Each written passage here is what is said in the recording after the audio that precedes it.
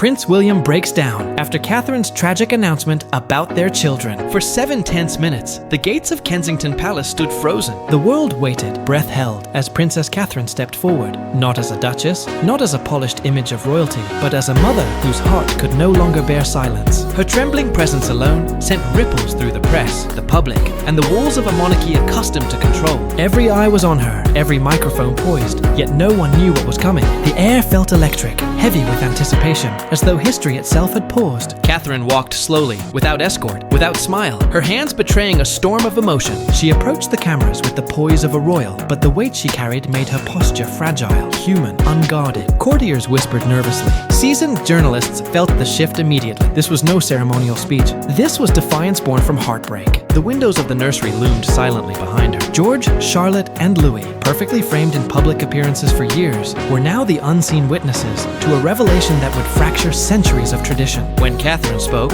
her voice trembled but carried strength. She revealed the cost her children paid for their birthright. Behind the smiles and staged appearances, there had been exhaustion, confusion, and quiet tears. George, the eldest, had felt the heavy burden of a future he did not ask for. Charlotte's spirited nature clashed with the rigid rules imposed upon her, and little Louis was already learning that cameras meant he was never truly free. Every word Catherine shared exposed the hidden toll of royal life, a gilded cage in which childhood had been meticulously controlled, monitored, and performed. My silence, she admitted, was killing me more than any scandal ever could. These words, raw and unfiltered, shattered the polished illusion of the monarchy. For decades, she had carried the weight of discretion, shielding her family from the machinery of scrutiny. But now, every syllable was a reckoning. She spoke of a system that conditioned her children not to feel, but to perform, where vulnerability was weakness, and innocence was sacrificed for appearances. She described emotional conditioning so deeply embedded in palace life that even a mother's affection felt regulated. The world outside Kensington hung on every word.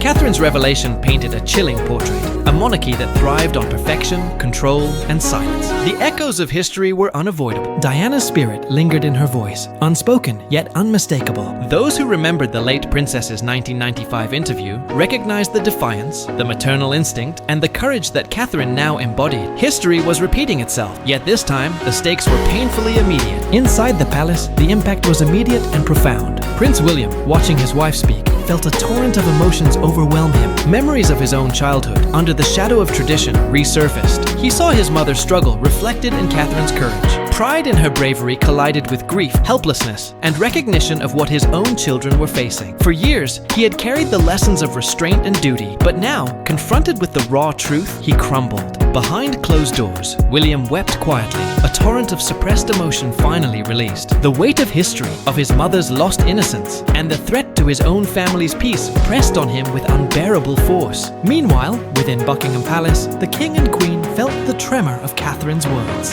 Charles saw not courage, but insubordination, a threat to authority. Camilla perceived humiliation, a calculated use of motherhood to challenge her influence. The palace scrambled. Advisors demanded immediate counterstatements, control of the narrative, and containment of the damage. Yet, William refused to speak against his wife. Each attempt to force silence only intensified the internal conflict. Loyalty to tradition versus devotion to family. Catherine's bravery sparked a movement beyond palace walls. Social media exploded. Hashtags like I'm Stand With Catherine and Protect the Children trended worldwide. Families, parents, and children resonated with the speech, transforming what began as a royal confession into a global call for compassion over protocol. Crowds gathered in cities across continents, holding candlelight vigils and chanting for the right to preserve childhood. The narrative was no longer in the hands of royalty. It belonged to the people, and they chose Catherine's truth. Her declaration did more than reveal suffering. It challenged centuries of tradition. She announced that George, Charlotte, and Louis would be withdrawn from public royal duties indefinitely. No staged photographs, no balcony appearances, no performances of innocence for the world to consume.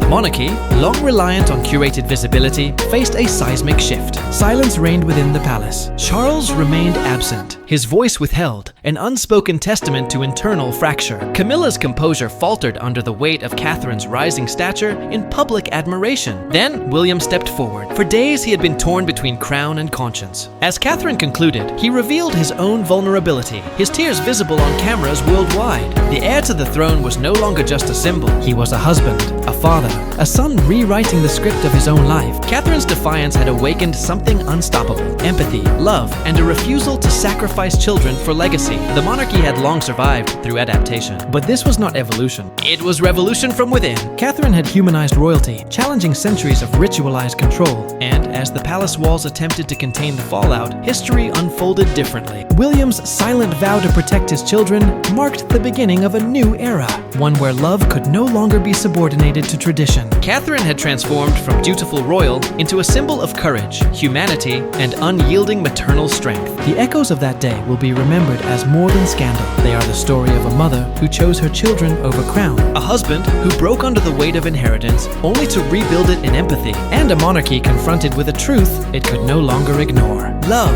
at last, triumphed over legacy, and the world bore witness to the courage it took to speak the unthinkable. Thanks for watching. Don't forget to like and subscribe for more updates on royal revelations and the stories behind the palace walls.